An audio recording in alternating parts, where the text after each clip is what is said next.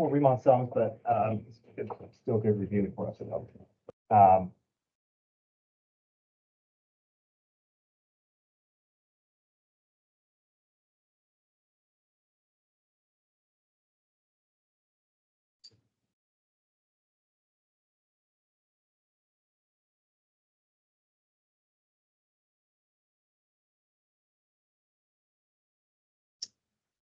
okay.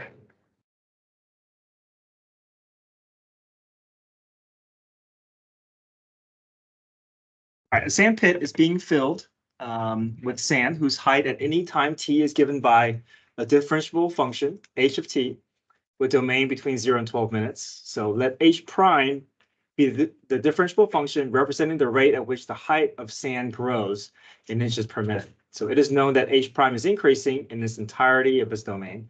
Values of h prime are given. The height of the sand pile is 40 inches at 9 minutes. So we have something to kind of help us anchor information about how much, how high that that sand pile is. But this doesn't represent the height, right? This represents the rate at which the height is growing. So inches per minute. So that's what h prime is. So that means at 0 minutes, at the beginning, the height of the sand is increasing by 1 inch per minute, and then it becomes 2 inches per minute. And then by the 12th minute, the rate at which sand is being added to that pile is a lot higher, right? 10 inches per minute. Okay. So understand that this is all representing a rate. So if we accumulate that rate, then we can find or approximate how much sand is actually on that pile. Okay, so it says estimate h double prime of 2 with units explain the meaning of h double prime of 2 in the context of this problem.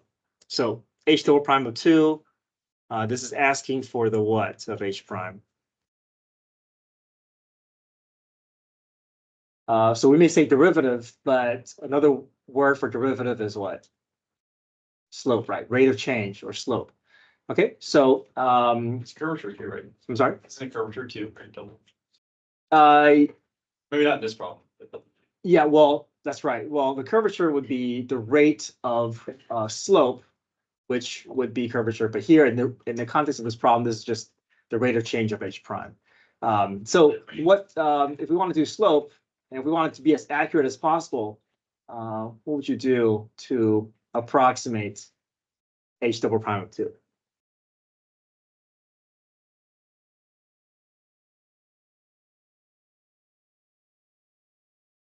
So we say slope, right? So what information will we need to build slope? And what 2 points would you use?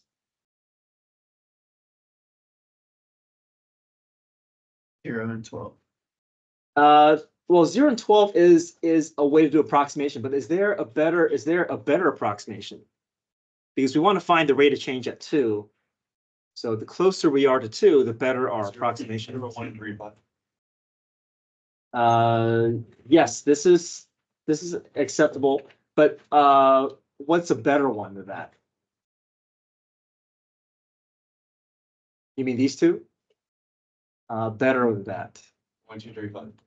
Yeah, 1, 2. Because why do you think this is the best one to use? Because 2 is between 1 and 3, right? I mean, if we chose 0 and 1, I mean it's better than other options, but it's not the best one. I say like to play it safe. Maybe like are you allowed to do it like a little bit longer? Well, then we're finding the average rate of change, but I want to find the exact rate of change at 2. So the best one is going to be around that, right? Because things may be happening here where it's going to really throw off. So the closer we are to our target, the better our approximation is. So that's why we're going to choose order pair 1, 2, and 3, 5. Okay, so how do we find slope? That's slope intercept form, but we just want slope. What's the formula for slope? Yeah, change in y over change in x, right? So in this case, change in h prime over change in t. So how would you set that up?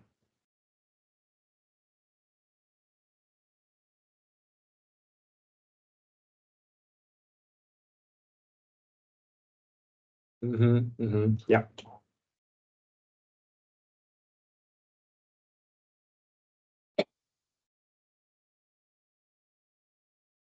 So 5 minus 2 over 3 minus 1.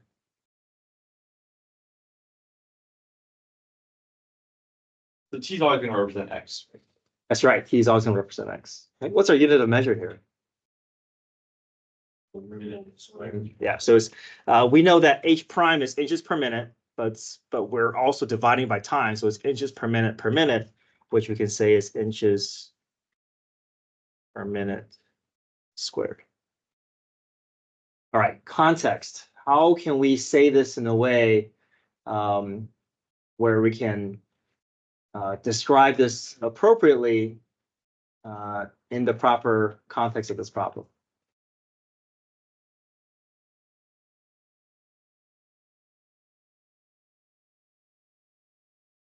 We know h prime is the rate of change of the sandpit height. So what do you think this 3/2 is telling us?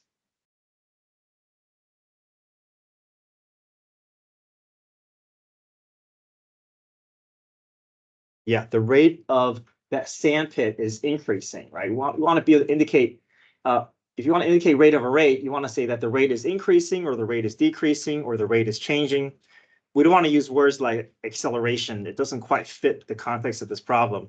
I know sometimes that's kind of the first thing that we think about when we think second derivative or concavity, but that doesn't fit this problem, right? So we want to say the rate of this rate of height or rate of sandpit height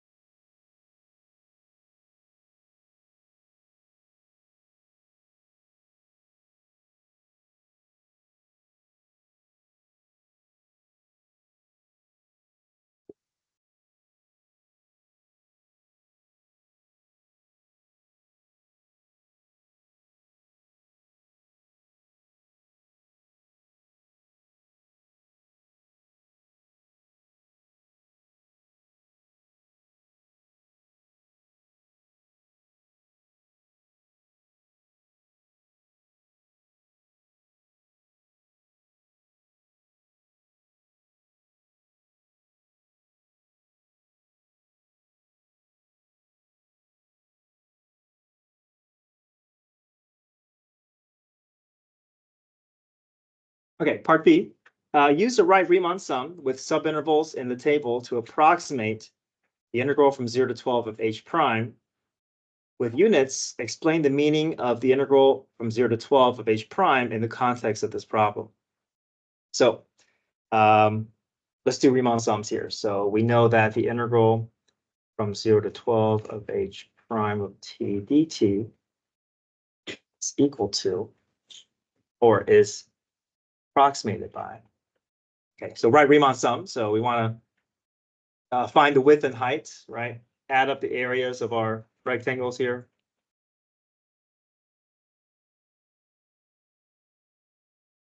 How do we find the width of each of our subintervals here? Width of each rectangle.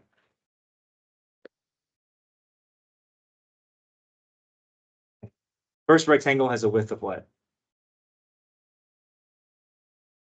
Second rectangle has a width of 2 because 3 minus 1. Okay. Third rectangle. 6. Fourth rectangle. 3. Now, we know that the area of each rectangle is width times height.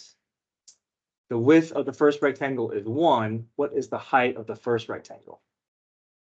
2, because right Riemann sum. Yeah, we want to pick the height on the right.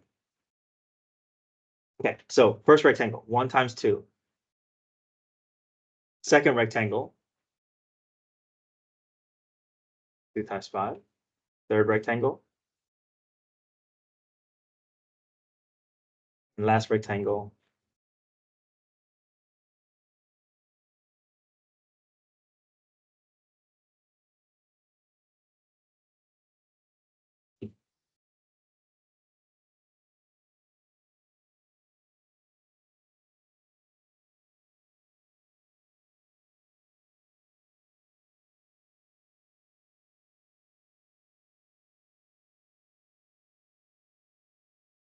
Oh, and I want to indicate why is this 84 inches and not 84 inches per minute? I mean, because that's what h prime is, right? Shouldn't it be 8 inches per minute? Just find the way. Because we're what? Antiderivative, right? Okay, so here's another way for us to know that we're talking about inches, not inches per minute. Let's think about first theorem, right? So we can attack this from a different perspective. Yesterday, we talked about how when we take the antiderivative, what's going to happen to that h prime? It's going to turn into what? H of t, and then we do h of what? What do we do with the bounds? First theorem says, after we take the antiderivative, we plug in h of 12 minus h of 0, right? And we know that h of 12 and h of 0, these are in terms of inches. So we know it's 84 inches. So this is what this represents. It represents h of 12 minus h of 0. Can we phrase it? Can we describe what this is telling us?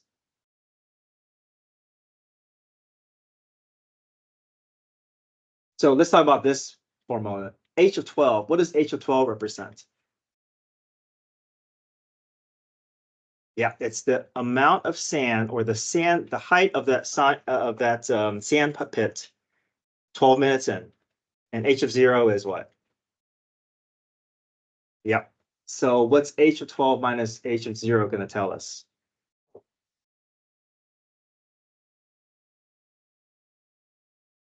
Close. We want to say it this way. We want to say that, let's say h of 12 is, I'm just making up a number. Let's say h of 12 is 12 inches, and then h of 0 is 2 inches.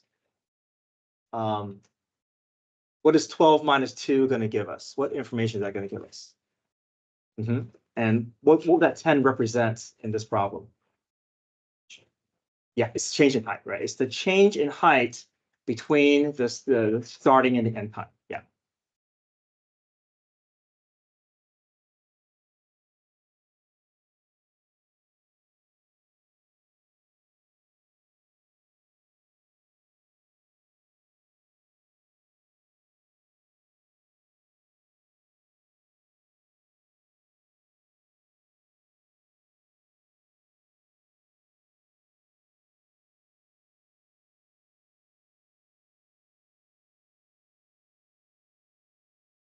So we don't want to quite say that 84 inches is the height of the sand pit, because if it starts off at a different height, we just want to know how much change is there, right? This is all this is telling us is the change in height. So if we start off at a certain number and it rises to a different number, then the difference is going to be the change in height.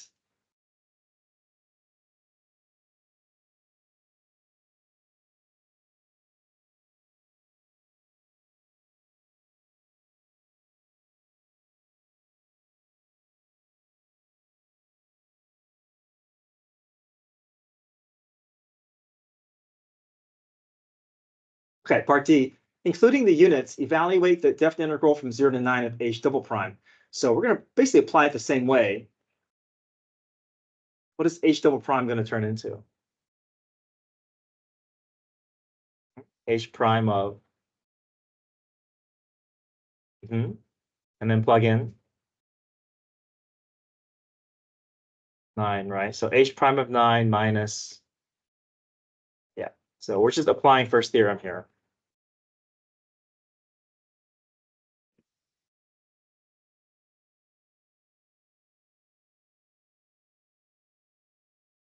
Okay. So we have these two values, right? What's h prime of 9 and h prime of 0?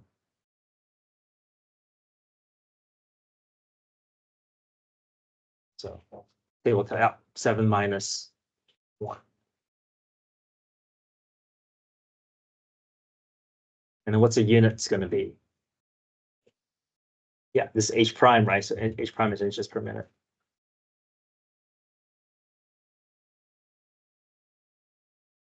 So this is telling us the change in the rate of sand being added to the pit.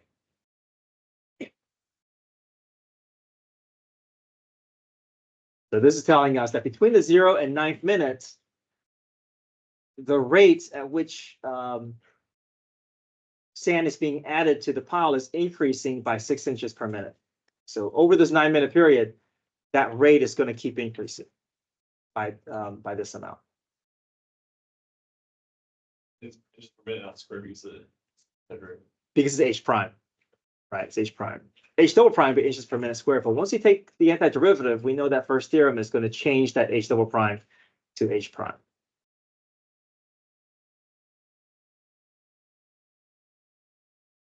Okay, back page.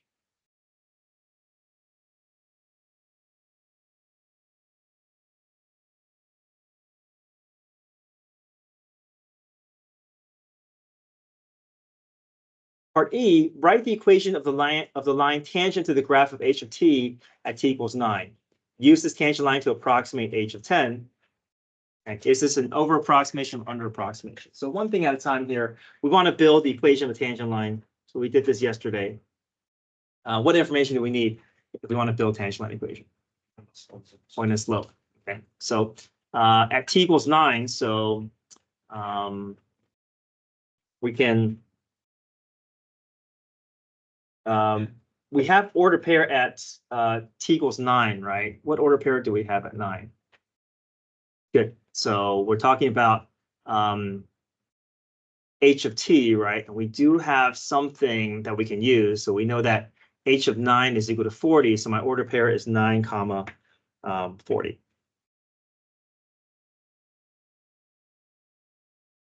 So that's my order pair. I also need to find the slope. My slope is come from h prime of 9. And h prime of 9 is equal to what? So good. So we have order pair, we have slope, point slope form. Okay.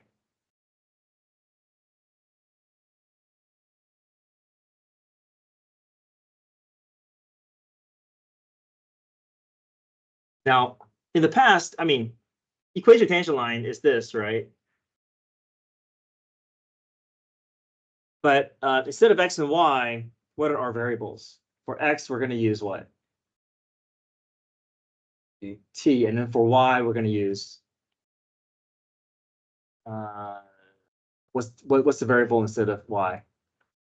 Yeah, h. Yeah. So I'm going to just rewrite it in the form that we want to present it. So h minus h sub 1 is equal to n times t sub 1. So I'm just replacing t and h sub 1 with my order pair. And then my m is my 7.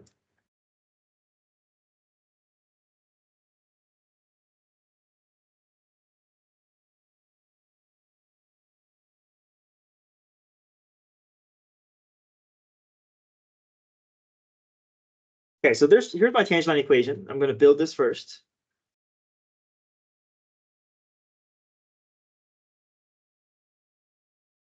Okay, so h of t is equal to 7 times t minus 9 plus 40.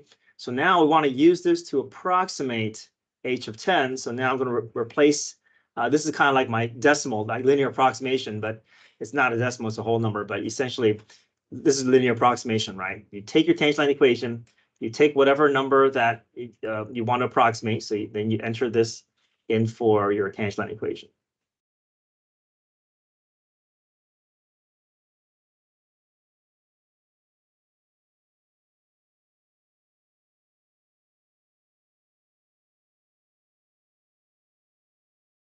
So I guess 7 times 1 plus 40 is 47.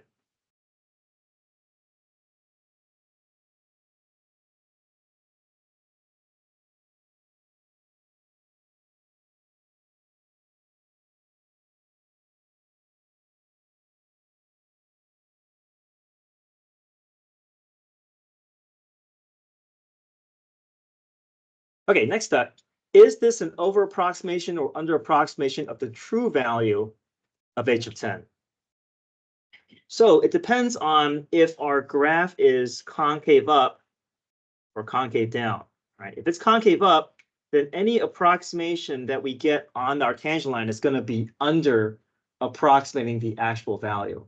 But if the graph is concave down, then any linear approximation that we build is going to be a what?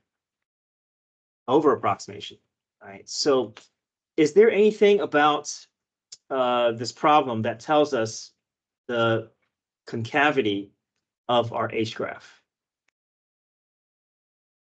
See any hints that is telling us about the concavity of our graph? Say it again. All right. Yes, you're right. Is there something else, the more specific in the problem and in what's given to us that is? Heights increasing and decreasing. I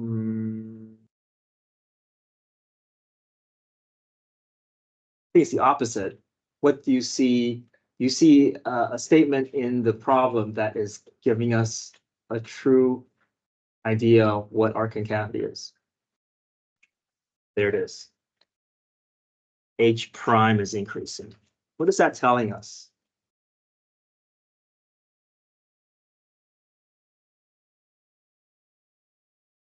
That means my slope is always increasing. So if my slope is increasing, concave up, right? That's concave up. So for instance, H prime is increasing. Imagine the slope is always increasing, right? This is slope of -3, then -2, then -1, then 0, then 1, then 2, then 3. All that is that's my slope increasing. So this is telling us that we're always experiencing concave up. And if we have concave up, that means our graph looks like this, which means our approximation is going to be what? Under, yeah. So we can say since H double prime of 10 is greater than 0,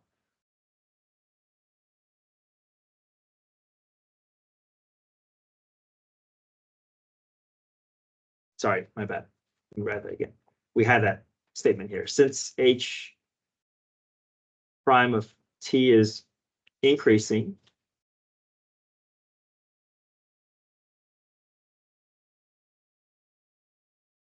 H of t is concave up.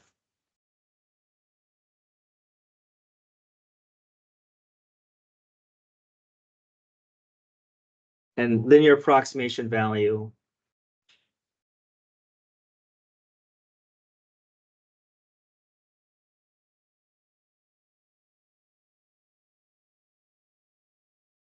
of 47 is an under approximation.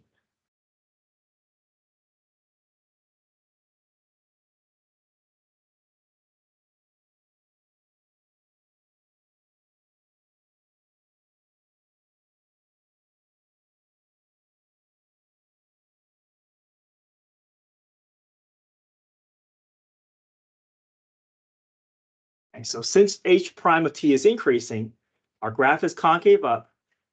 Now our linear approximation value of 47 is an under approximation. I didn't know it's under approximation. Because if you look at this line here, anything that sits on this line is going to be above or below the actual point on the curve. Below, right? 47 is below it. Okay. Below, yeah. It's going to be, we know that this 47 is going to be a point that sits on this line. And you can see that any point on this line is going to be below or it's going to under approximate the actual value of the curve. Point down will be the opposite. It'll be the opposite, right? Concave down, your approximation will be over approximating. It always will be, right? Always will be, yeah. I think the hard part is looking at the problem for context clues to decide, whether the graph is concave up or concave down. And the context clue is this right here. H prime is increasing. That's what you hidden. That's what you hidden in the prompt. That's why I highlighted it. Okay, explain why there must be a value such that H prime of C is equal to 8. So yesterday we used mean value theorem, but today h prime of c is equal to 8. If you look at our table here, we have h prime of t. Okay. We know it's a differentiable function, meaning that it's continuous and differentiable. So if I have h prime of t value being 1, h prime of t value being 2, 5, 7, and 10, can we guarantee that there's going to be a h prime of t is equal to 8 somewhere between?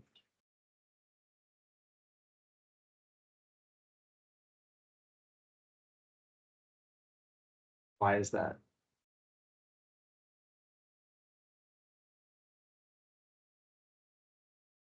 Good. There's two values between on either side of 8, right? I can't get from 7 to 10 without crossing 8. Right? It's got to at least, it's not going to be able to jump past 8 because it's telling us it's differentiable function. So it's going to rise and it's going to hit every point in between. So do you guys remember what theorem that is? If I can say that that every point in between is going to be hit. Yeah, so yesterday was mean value theorem because we're able to guarantee the slope, but now we're trying to guarantee that every value in between. Yeah, Rolle's theorem is also mean value theorem. This is for first unit. This is IVT. This is intermediate value theorem. So IVT says if I have a point below my target and the point above my target, and I know that my graph is continuous, then the graph has no choice but to hit every point in between those two target points, right? So if I have guaranteed h prime of t is 7, and then it goes to 10, I know somewhere in between it's got to hit. Must be differentiable too. Yeah, yep, and it is, yeah. Well, it doesn't have to be differentiable, it's just be continuous, but it's giving us more than we need. It's telling us it's differentiable, which we know must be also continuous. Okay, so we can say since h prime is continuous, okay, so this is how we're going to write it.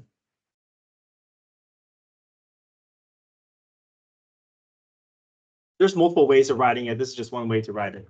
Since h prime is continuous, then by IVT, we know that h prime of c is equal to 8 on the interval from 9 to 12 because h prime of 9 is less than 8 and h prime of 12 is greater than 8. So there must be a value where h prime is equal to 8.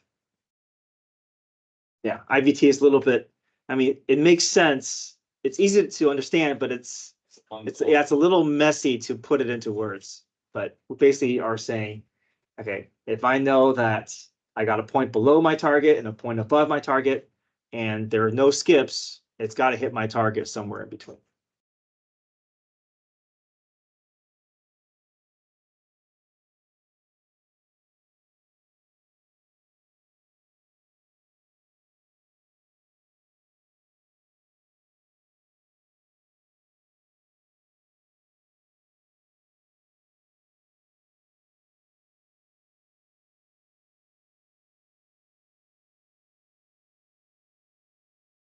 Now, we were able to do IVT for F because we have things to compare with on the H prime graph, right? We were able to find a point below 8 and above 8 on H prime graph. But if you look at part G here, part G says, explain why there must be a value on 0 to 12 such that H double prime is equal to 3/4, right? So do we have an H double prime graph where we can tell a point that is below 3/4 and a point that's above 3/4?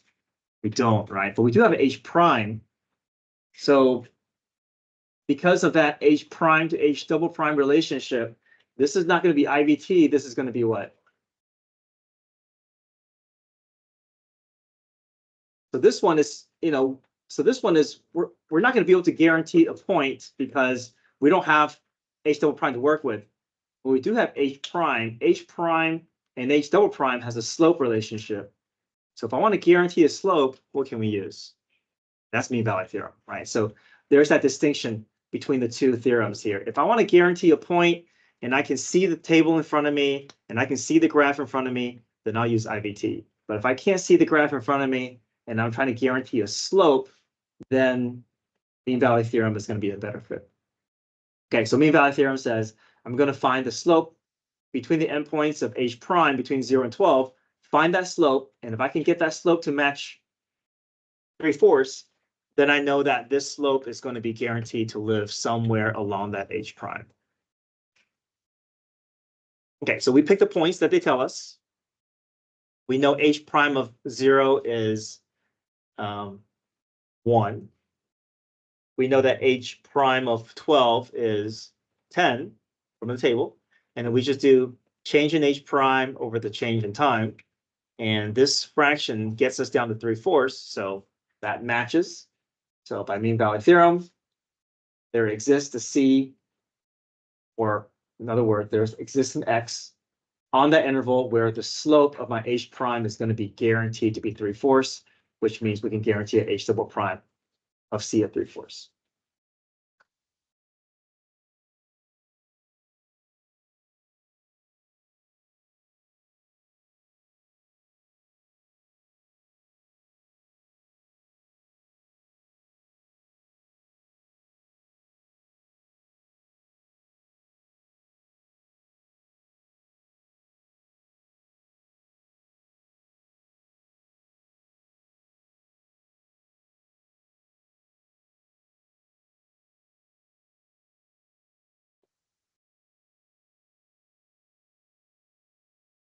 Here's a visual representation of what I'm talking about. What we found with that 3/4 between the two endpoints is we found that the slope between the endpoints is 3/4. And we're doing this on the h prime graph, which means that if the slope of h prime between the endpoints is 3/4, then there must be a place on the h prime graph where the slope of it is exactly 3/4. And the slope of h prime is h double prime.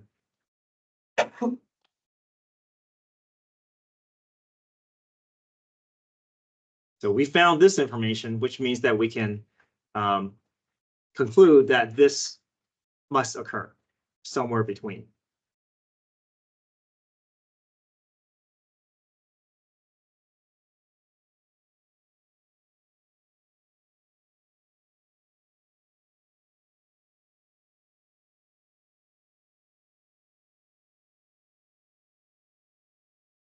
Okay, let's go to page 13.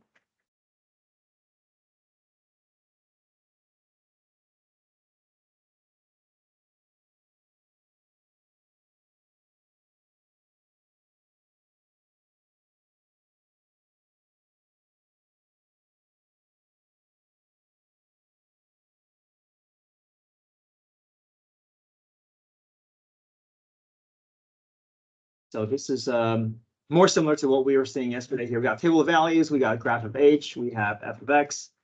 Let g be a differentiable function. The table above gives values of g and the derivative of g prime as selected values. Let h be the function whose graph consisting of 5 line segments is shown in the figure above. Okay, so part A, find the slope of the line tangent to the graph of f at x equals pi. So if I want to find the slope, I need to find the derivative. To find the derivative, I can just go through chain rule, right? So it's similar to what we saw yesterday. F prime cosine 2x becomes what?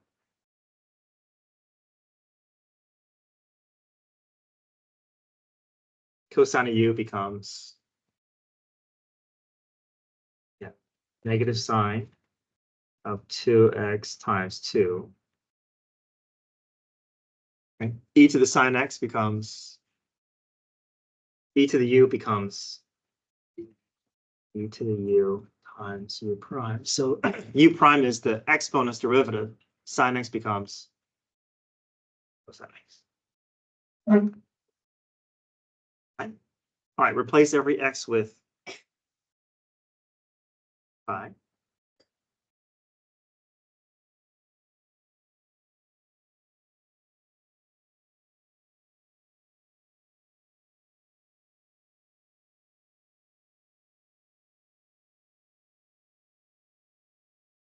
Okay, sine of 2 pi is same thing as sine of 0. Sine of 0 is just 0. Sine of pi is 0, so e to the 0 times cosine of pi. What's cosine of pi? So 0 times 2, that just goes away. E to the 0 power, anything to the 0 power is 1. 1 times negative 1 is negative 1. So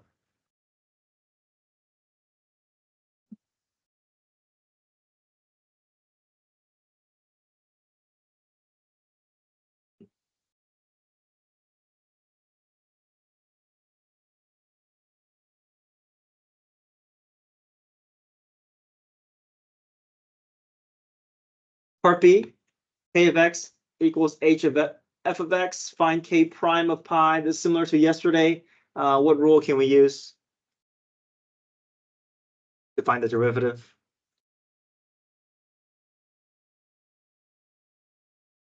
Look at the form here. Is this product rule, quotient rule, chain rule? This is chain rule, right? So, okay, so let's build the derivative here. Outside's derivative. So h becomes h prime. Inside's derivative, f of x becomes f prime. So now we can replace every x with pi.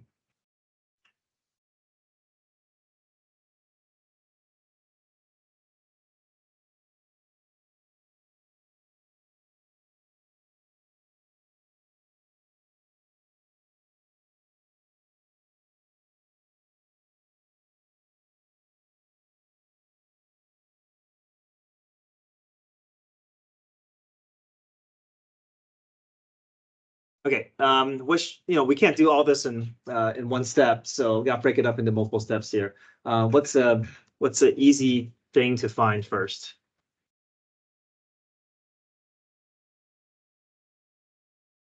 F of pi and f prime of pi. F prime of pi is easy, right? We already gathered that information. What's f of f prime of pi? -1, right? And f of pi, we can just do what? Plug pi into the f of x. So step to the side here and find f of pi.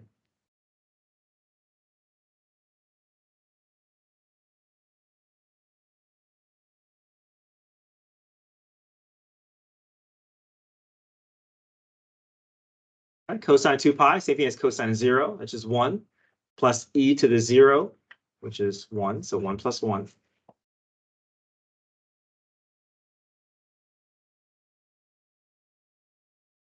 So now that I have my f of pi, I can put that in and then continue to evaluate.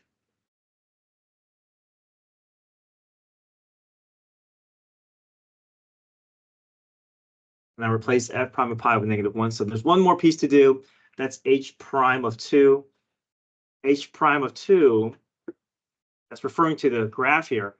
What is it asking us to do? H prime of 2, find the what? Good. Okay. What's the slope of this line segment?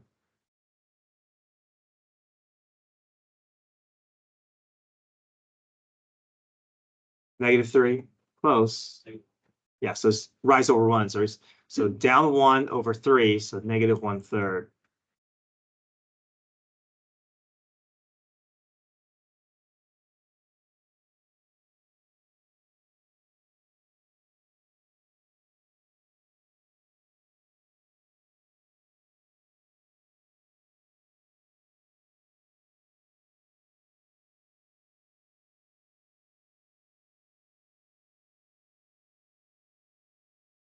Okay, one last one here, part C. Let m be the function defined by m of x equals g of -2x times h of x. Find m prime of 2.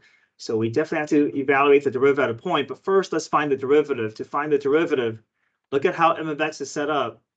What do you think is the rule that's going to be needed to help us get to the derivative? Now, both of these are both in function notation, but we can still identify a rule to apply. U substitution is for antiderivatives, something else.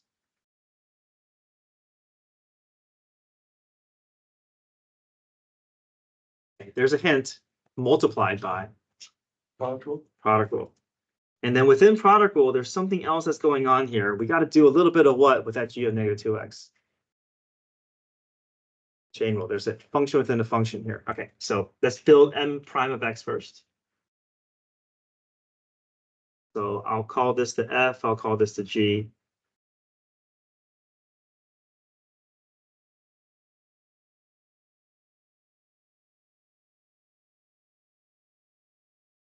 Okay, f prime. How can I represent f prime? What's the derivative of g of -2x? Outside's derivative. g prime of negative 2x times, what's the inside portion's derivative? Times negative 2. So the h is, the second term is not going to change. Back to f.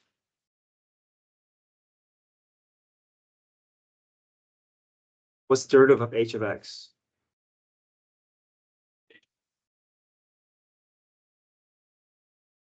Okay, replace every x with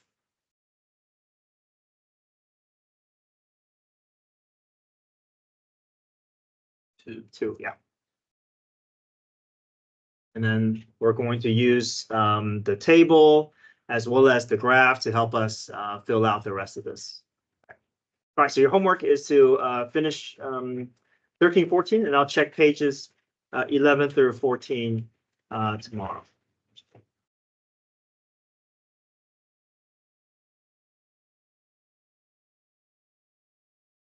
All right, can get your phones.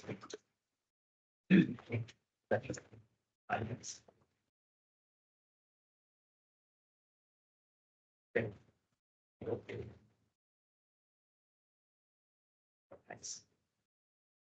All right. Thanks.